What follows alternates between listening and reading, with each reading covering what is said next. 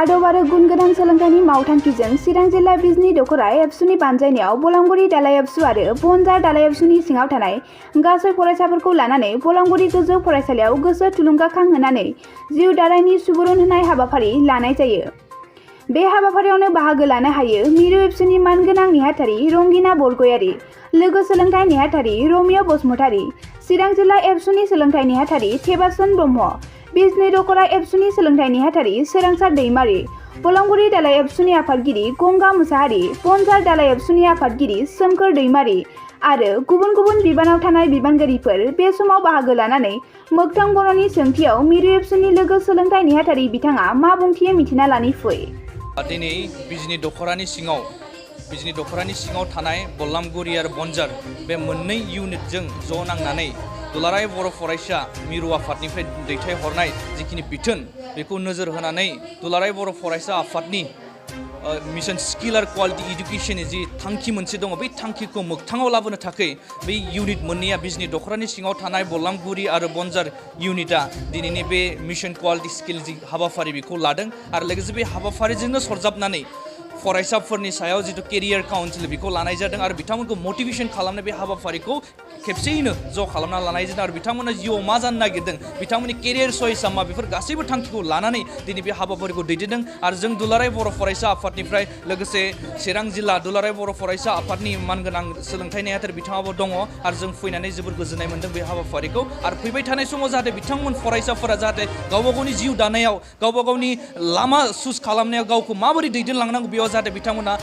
असुबिदा जाया बिथांमोना प्रब्लेमाव गोलैया जाहाथे बिथांमोना गावनि लाइफखौ गावनि जिउ राहाखौ मोजाङै लांनानै जाहाथे जोंनि बर' हारिनि जोंनि ससाइटिनि मोजां मोनसे दैदेननाय खामानि मावनो हायो जों बेखौ नोजोर बोनानै दुलाराय बर' फरायसा आफादनि बिथोन बायदि दिनै इउनिट आरो आनसलिकफोरा बे हाबाफारिखौ लादों आरो जों गोजोननाय मोन्दों आरो फैबाय थानाय समावबो जाहाथे जोंनि गेजेरनिफ्राय मोजां मोजां फरायसा ओंखारलाङो आरो मोजां मोजां गासैबो बिथिङाव जाहाथे मोजां मोजां फरायसा डक्टर इन्जिनियार गासैबो बिथिङाव ओंखारो ससियेलनि खामानि मावग्राबो ओंखारो आर्मि अफिसार पुलिस गासैबो बिथिङाव जाहाथे जोंनि बर' हारिनि गासैबो फरायसाफोरा जाहाथे थांनानै गावनि जिउखौ दानो हायो बेखौ जों नोजोर होनानै मिशन स्किल आरो क्वालिटी इडुकेशन जि हाबाफारि बेखौ गासैबो इउनिट आनसलिक बा डिस्ट्रिक्ट गासैयावबो लानो होदों आरो बे लेखायैनो दिनै बिजनी आनसलिकनि सिङाव थानाय बनजार आरो बलांगुरि इउनिट बिथांमोनाबो बे हाबाफारिखौ लादों। गोबाव सम फरायसालिया लकडाउननि थाखाय बन्द जानायनि थाखाय गोबां फरायसाफ्रा माने ओरैनो दङ बे समाव फरायसाफोरखौ नोंथाङा माबाफोर खावलायनो सानगोन नामा? आं बेखौनो खावलायनो सानगोन जे बे लकडाउन जानाय आरो माखासे महामारि बेमार आजार जानाय बे जोंनि आखायाव गैया माब्लाबा जायो बेथ' माखासे नेचारेलबो जायो माखासे इसोरनिबो मोनसे महिमा मोनसे जायो बेथ' जों मानसिनि आखायाव गैया नाथाय थासारिया जिखि थिना मानो जि थासारियानो फैया मालाबा दैबानाबो जानो हागौ नोंथांमोननि बिजनीयाव जादों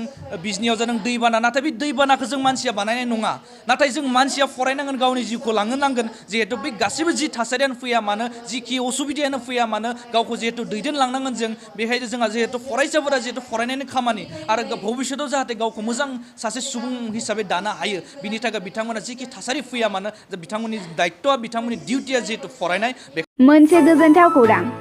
गोजोननि नोगोर क'क्राझाराव थानाय बाजार इन्डिया आरो एमआरएम हस्पिटाल साखाथियाव बड'लेण्ड थेरापिस्ट सेन्टाराव थुब्ला ब्रह्मआ गुबुन गुबुन रोखोमनि सानाय सुनाय गोनां सुबुंफोरनि थाखाय फाहामथाय होनाय जायो जेरै जान्जि सानाय हान्थु सानाय गोदोना सानाय आदै सानाय आफादावदै सानाय जानजि जरा सानाय खर' सानाय सिनस्रि जरा सानाय बैफोरबायदि सुबुंफोरनि सानायफोरखौ फाहामथाय होबोगासिनो दं सोरबाफोर बे बेरामाव गोग्लैनाय सुबुंफोरा बे खाबुखौ लानो हागोन गोबां मिन्थिनो थाखाय नैबे जानबुं नङाव फन खालाम 9974030738